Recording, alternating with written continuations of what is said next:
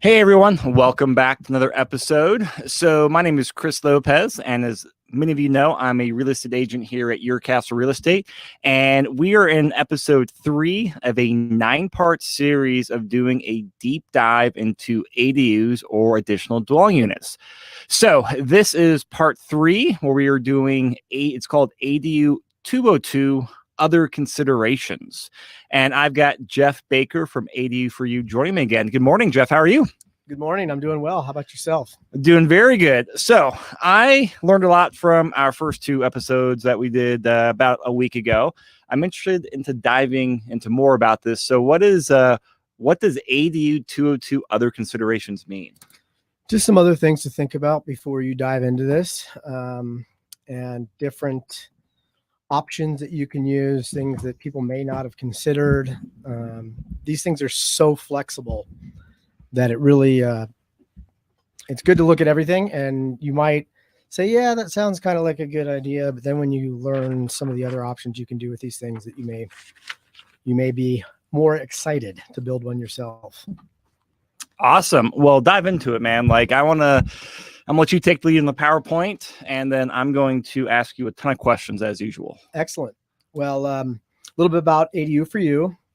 We are your modern carriage house builder. We build ADUs. We educate, advocate, and build. We are working to push the ADU movement forward through these efforts, and we give homeowners an unexpected and exceptional ADU building experience. So we are not only building, but we are also really just trying to change the movement, educate people, or change the direction that this is going, make sure that we do push, things like Blueprint Denver through, and get some laxed zoning regulations in order for us to build more of these in Denver and surrounding areas. You know, my favorite word in your mission statement, I don't know what that is, but your description right there is? What's that? Educate. That's always that's what I like to learn from people. I like to do business that way. That's a lot of my marketing model. I think education is just the way to go. So that's why I like you guys. Great. So well, get on with educating me right now. All right. I like you as well. So thanks for having us.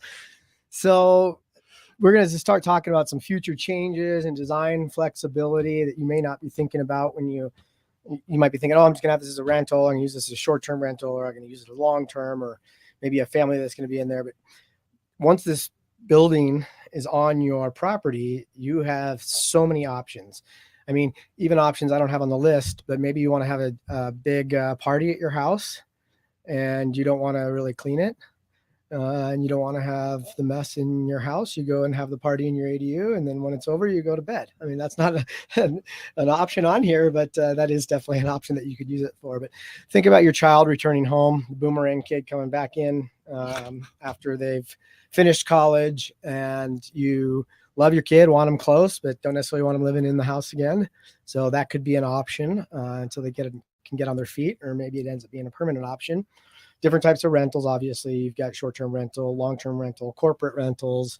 What if you lived there? So this is kind of an interesting thing. We've seen there's a gentleman that's building or has completed an ADU and is now renovating the house. So, and that's actually my plan. So we build the ADU so you don't have to go find another property while you renovate your house. You can move into your ADU while your house gets remodeled, and you can be on site. You can, be able to see the project going, and you don't have to pay an additional rental to go move all your stuff somewhere else. Yeah. Another thing, this is actually one of my friends. He lives in City Park area, but he had a bunch of family in town for daughter's 1-year-old, first birthday. So everyone was in town to celebrate that.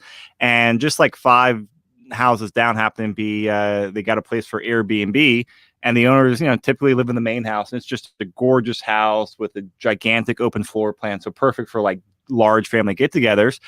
And then when they Airbnb it out, they just basically pack their bags and stay in the ADU at the back of the house, and then they rent out the main house for $500, $600 a night. So yeah. I would walk across my back patio for $500 a night too. So yeah. So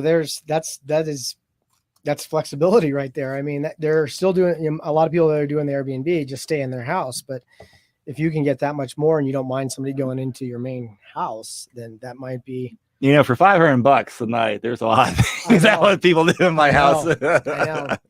So the interesting thing, that same gentleman I was talking about who is working on his main house right now. So he's a family of 4. I can't remember the exact square footage, but maybe 600 square feet. And they've moved in and they are happy living in the ADU. And he's like, actually, I'm kind of bummed that we're going to have to move back into the main house when it's done, which is kind of interesting. But we are seeing kind of a trend of smaller living spaces and people wanting less. You know, you've got the decluttering movement going on and just keeping what you need. And, you know, different parts of your life, you may be deciding, you know what, I'm going to travel. I think we touched on this a little bit last time. I'm going to travel a lot. So I've semi-retired. Maybe this is part of your retirement income.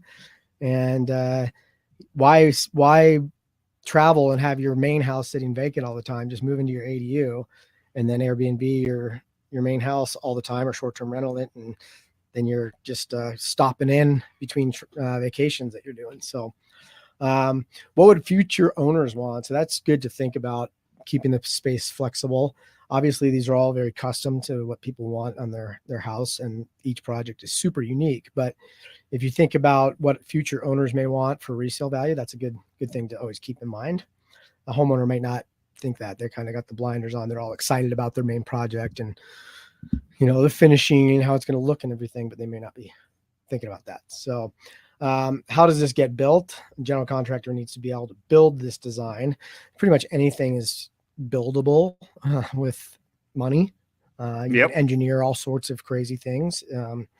But that's typically, and we'll touch on that today as well, when you don't have the money to do the project of your dreams, then you got to start, reality sets in, I guess.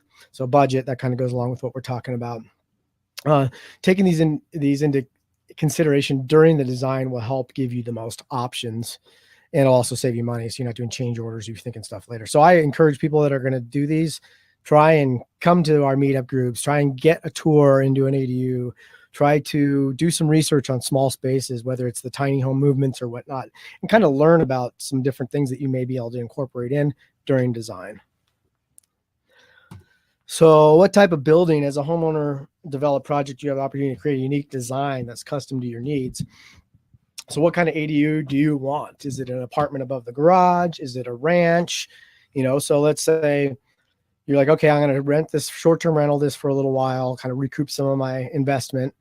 Then I'm going to go to a long-term rental, but I know I've got elderly parents that are going to need a space to live, and maybe one of them has bad knees or hips or whatever the case may be. So you might say apartment above a garage wouldn't work. If that's what you're thinking one of your uses could be, then maybe the ranch style would be better. Or if your house is ranch style, you could move into the ADU while your senior parents moved into your house. But it's something to take in consideration. So the 2-story with flex space, we're seeing this happen a lot. I've seen one that's been built with, it's got a garage on it, but the garage is more of a studio area, like an artist studio area. And then the upstairs is the living area. But they were very creative on this build where they have the studio space, but she also has like a fold out couch or a futon or something down there where she can have guests, so that can turn into a guest room. And then in their utility room where they have the furnace and water heater and whatnot, they put a bathroom in there. So it's all a concrete floor, but they put a floor drain in and a shower head, and they put one of those toilets that's got the sink on the back of the toilet. So if they do have overnight guests, they've got a space for them to stay down in this flex space. So is that a garage they converted, or was it actually built up? It was built up, but it is a garage with an apartment above it, and really, really cool, really cool ADU. Does that change the permitting or pricing very much? Kind of going in that flex space versus a garage, do you know? No, I don't think as far as permitting goes. That's still going to be a garage. Okay.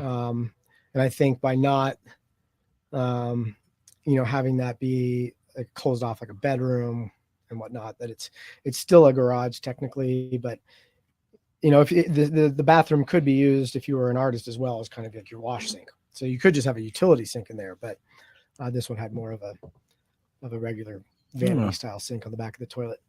No garage or a basement for storage, or the bottom could be storage, or it could be an office space.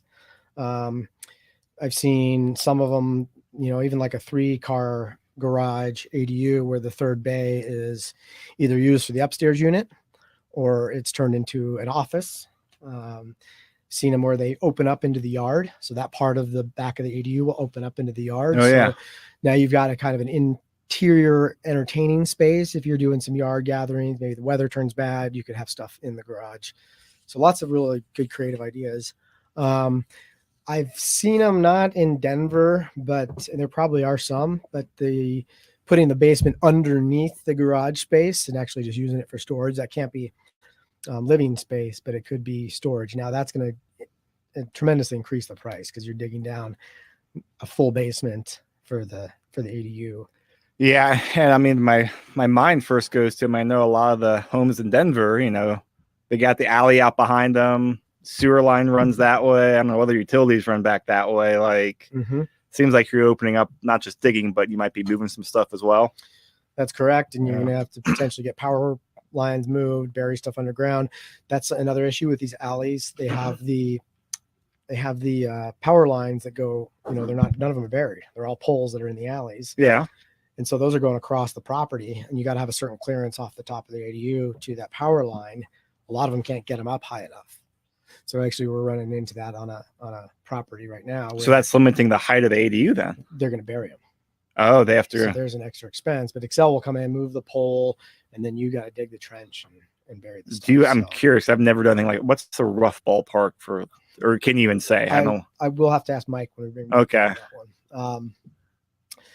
So then you got the attached is the other option. So attached on your house, whether that's the basement, mother-in-law suite, or you do something off the back of the house and you isolate that off to be your separate ADU, and then keeping and reusing a current structure. So that there's some benefits that you could have in that situation. If there was some new, let's say it's an old garage. So I have this perfect example on my property. I've got an old garage that's on property line.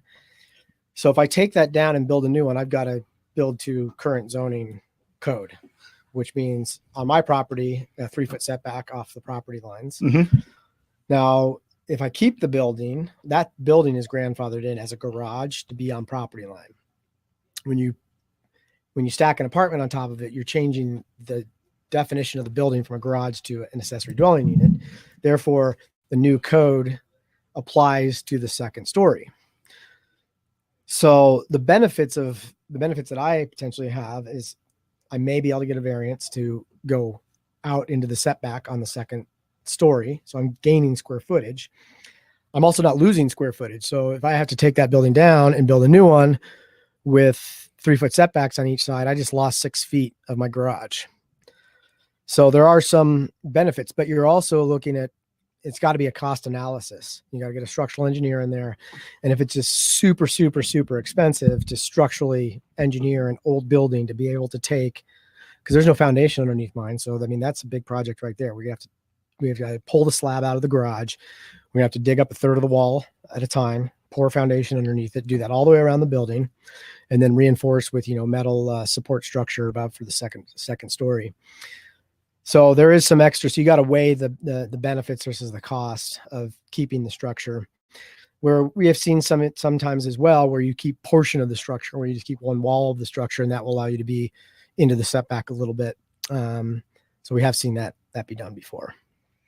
So I can't remember if we talked about this live last week when we were recording this, or if this was off mic. When are you going to hear back about your variance for your personal ADU? Is that, and that was pretty in the near future, right? Yeah. So right now we are working on construction plans. I met with zoning last week, actually, to just review the historical approved plans that are done, are approved through Landmark Commission, and making sure that we can build what Landmark approved, because Landmark may approve stuff that zoning won't.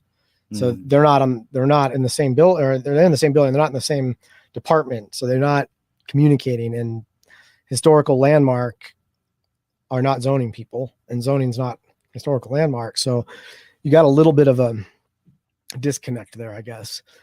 So you could potentially draw these great plans, be super excited about it, and then submit into zoning. And they're like, you can't do a lot of this stuff. Now, if you can build within that exterior approved historic building or the design that you already have, and you just got to change the interior for zoning, then that would not make you go back to landmark again. But you could potentially say, okay, I can't put the stairs inside. I've got to put the stairs outside. That's a change to the exterior. I've got to go back to landmark again to get approval. So, so we're working on plans. We'll be getting those probably submitted in the next, hopefully 60 days. Cool. Okay. And then we'll see where that goes. Yeah. You'll have to keep us all in the loop because I'm definitely very curious. Definitely. We'll start getting that stuff up on the ADU for You website on youradu.com. Good. For kind of like project process and how's it going. So what would the space be used for? And this is a little bit of a redundant from what we covered on the last ones, but your family, your guest house, your long-term rental, your short-term rental, nanny quarters. So build the granny flat for the granny to be the nanny, like I said last week. And that's exactly what you're doing. And it's changed your life dramatically. And it's been great. Good experience. Are you going to have a garage on there? Is there parking requirements? Some of the zoning in some of the cities and counties will require that you do provide parking. Like not necessarily garage parking, but just have a parking spot on your property or something. Exactly. Okay. It's usually one off-street parking spot. So that could be, if you have a wide enough lot, you could put a pad right next to the ranch style, or you could have a garage with a third parking spot there as well. I've seen that as well. And they just do a little overhang. So it's almost like a little carport. Studio we talked about. So it could be an artist studio. It could be a gym. It could be all kinds of different things that you could use that flex space for. If you don't use it for garage, or if it's partial garage and partial flex space or whatever. So, mixed. So we talked a little bit about this short-term rental versus long-term rental. Short-term rental gives you the flexibility to be able to have guests come in town and be able to have them stay in that, families come in town. It also gets your return on your investment quicker. So if you start, a lot of people, like I said, start short-term and they're all excited, and then they kind of get burnt out after a couple of years of being a hotel. Yeah. I mean, you're a hospitality operator. Yeah. And they feel like they've recouped a big chunk of their investment, and that they can go to a long-term because it's just easier. But the short-term, if you have that, it gives you just tons of flexibility. You could, like I said, you could have your family gathering in there. You could have a party there. You could have friends or family to come in and just block that time out. You could block the time out and let us use yours as a demo site once you build it. And we can do some tours through your ADU. So that's some of the flexibility that comes with the short term. So talking about the short term stuff, have you, because something I've done with some of my clients, like in the medium term rental space, so like 30 days to 6 months type time frame, traveling nurses, corporate rentals. Have you, any of your clients or colleagues, done that in the ADU space yet with their ADUs? I'm sure there are. Yeah. I haven't come across, but yeah, I think that's great because you're kind of in the middle there. So you're not getting quite the rate that you are every night, but you're getting more than your normal 12-month lease rate. Yep. And typically those people aren't there very much. They're in a city that they don't know anybody. So there's not a lot of traffic, parties, that kind of stuff going on in your ADU. And yeah, typically whoever's employing them pays the rent. So it's not an issue about getting rent. You might even be able to get all 6 months paid up front. I mean, yeah, there's a lot of. Yeah, I was just curious because we've had a few people pivot to that as the short-term laws have changed. And plus they can plan out. So, hey, if someone, family or friends are coming, they can block out 2 weeks or a month in between of tenants and have some flexibility. But yeah, cash flow is a lot better than long-term rental. Yeah. And they're staying within the laws that Denver sets for short-term stuff. Which you need to, which we mentioned last time, stay in the laws. How many people? Is it going to be 1 or 2? Or if you're doing short-term, are you going to put like a sleeper couch in there so you can get 4 people in there? This one in the picture is actually a 2-bedroom, so you could have up to 4 people staying in beds in that facility in that ADU. Showroom garage. This is something I think we briefly touched on, but the man cave, or what's the women's one? They're calling it she shed, right? The I've not fancy heard sheds. that. I've not. What's that? So I've there's not heard that. actually, I just saw an ADU the other day that had a she shed on there. So it was a garage, and then it had the shed, and then it has the ADU above it. A she shed, huh? So basically the same as the man cave. Yeah. So you can have your showroom garage or your man cave. So you could, do your floor really nice in there, painted floor, trench drains. You could put, a utility sink in there. You could finish the walls. You could hang your guy art in there, have your workstation, everything organized, super neat, and just have a really beautiful garage. And maybe even you put a TV in there and you've got some chairs that you kick back when you're working on your car or whatever and watch a football game and have some buddies over. Who knows? But the she shed is kind of the version of the man cave, where you've got all your gardening stuff in there, or maybe it's your arts and crafts area, and it's just a really nice area that's out of the house, but it's for your hobbies or garden storage. Maybe you're starting plants indoors before you're moving them out into you're starting stuff from seed and growing your garden inside. That could be used for that. Your planting area, all kinds of stuff like that could be really, really cool. So we've got an architect who designed showroom garages. He's won multiple awards for small spaces and has just done some really, really, really cool garages. So if you've got the money to do it, you could really make these things super fancy. Yeah, if anyone out there builds one of those and you need a friend, I'll be the friend that comes hang out with you, because that's out of my desire to ever build, but it's like having a friend with a boat. Yeah. I don't want the boat. I want the friend with the boat. Yeah. Yeah, exactly. So, I think that's kind of a good idea. And that if you have the space to do it, you can put like a little shed room on the backside of it. That is adding value to the property in addition to the ADU in the garage. Sunlight, when and where do you want it? I mean, think about that. These things can be a little bit difficult with where zoning is, and privacy issues with your neighbors, and you definitely want to take that into consideration and try to respect your neighbor's privacy. You'll win more favor for your ADU if you are respecting that. So maybe the good idea is to be putting skylights in these things. Do you want the windows on the yard side to be low enough for your guests to be able to see into your yard? Or do you want to put like a transom window to get the light in, but keep people from looking into the yard? Yeah. So those are all things you definitely want to think about when you're in design and the layout of the property of where you get the sun, because obviously bright, warm spaces are much more appealing to renters. They're much more appealing to your family, and makes the space much happier and better space to live in. So privacy from the front house, we mentioned that. Separate parking. So we are seeing some 2-car garages being split down the middle, from anywhere from having an actual wall split down the middle to them just throwing up like a chain link fence down the middle of the garage to split it. A wall is easy to put in. It's non-load bearing. It's easy to put in and take down. So you could put it in if you were, long-term renting or short-term rental your ADU and you wanted to provide a parking space. Hopefully, as we get down the road, we'll have less vehicles coming to these properties. But for now, that could be a good option. And it's a requirement in some of the zoning codes. So you may have to provide that space. Layout, is it a separate bedroom? Is it a studio? How do you want this to be designed? Obviously, that's going to be a big discussion with your architect when you're doing that.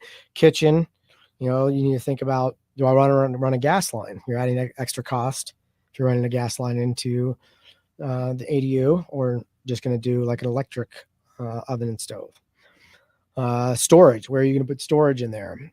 You can get pretty creative with some of the zoning code to be able to do lofted areas that are for storage, but you could, that could end up being a kid's playroom. That could be, you could throw a bed or a mattress on the floor up there for extra guests, but it's not necessarily living space. And a lot of the codes don't allow that second story to be living space.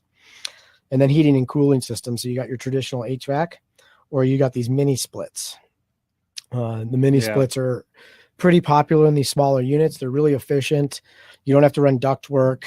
And they seem to work very well. You can get pretty creative with how you disperse the air into areas where you don't have any heating or cooling. I've seen different wall cuts. It's where I've even seen fans that are in between like a bathroom wall and the master bedroom to be able to blow some air from the master into the bathroom if you are using a mini split that's only in one of the rooms. So things to think about. The direction, I would say the majority of people are going towards mini splits. So reality hits. The battle that usually requires attention is the management and expectations of budget. Once again, homeowner developers aren't experienced with home building. They've got these dreams and they've seen all the TV shows with all the fancy finishings and whatnot, and they want to stay up with the trends. But you got to also realize that costs a lot of money. So that's usually where the reality hits, is like, okay, I got to cut some stuff out of here. And you may also be thinking about your level of design or if it's a rental. Do you want to put hardwood floors in, or would you rather just put tile in? Hardwoods obviously can be refinished, but then, if a renter trashes that and you got to go in, you're going to have that down for a few days to go in and sand the floors and refinish the floors.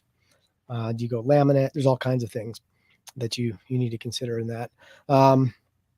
Be ready to make compromises unless you have an unlimited budget. And, some of those things might be changing the building. So you might say, okay, it's going to cost me an extra $30,000 to reuse my garage to get the extra space because of the variant or the setback rules that we've got to fall into. Is that something that's worth it? Maybe you say, okay, I'm just going to have to fold and take this building down and build a little bit smaller of a unit. Yeah. Frustrations may arise when certain zoning restrictions change the direction of the project, and homeowners don't understand like why some of this stuff happens. They're like, why don't they? That makes no sense. And you're right. And that's one of the things that we're working. And the city has been responsive in the past to errors or not necessarily errors, but contradictions in the zoning code where it doesn't make sense. So if you as a builder or a group of builders can show, hey, this is a problem, this is adding a ton of time onto the approval process of these, we need to change this, it just doesn't make sense. A lot of times you can get that modified. And hopefully we're going to see a revision of the zoning code coming soon if Blueprint Denver gets adopted with the recommendation for expanding the zoning use of ADUs. So creative design can help alleviate with this. So that goes back to your architect being able to be creative about how to build small spaces. So somebody that's built ADUs before, if you're in a historic district, somebody that's worked through a historic district before. But yeah, having somebody that's familiar with either ADUs or small spaces that kind of understands that and can get creative to help alleviate some of this so you can get everything that you want into this little space. Project's going to take time. Everybody thinks, oh, this is small, we should be able to do this real quick, right? You're still building a complete house. It's just a small house. It's still got a foundation. It's got all the mechanical systems in it, electrical, plumbing, everything is still there. You got to bring all the same type of crews onto the job site that you got to do to build a house. And then you also have some other restrictions just because of lot or alleys or power lines or other things. So there is some stuff that can hold up and add some time onto these projects. But I think we said it last week, I would plan on a year.